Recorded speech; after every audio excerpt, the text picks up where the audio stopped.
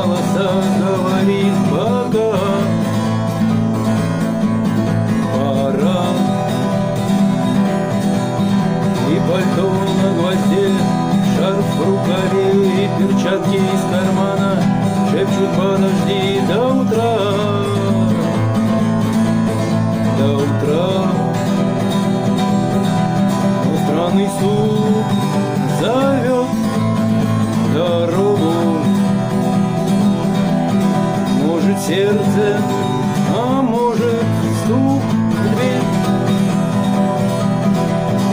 И когда я оглянусь у порога,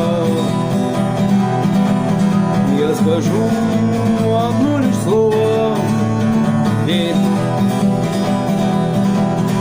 И опять на вокзал, и опять поезда, и опять проводник выдаст белье и чай.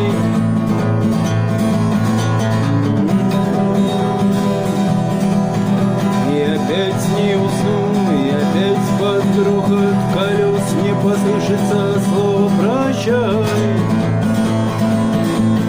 Прощай. Но странный стук зовет дорогу. Может, сердце, а может, стук в дверь. И когда я обернусь у порога,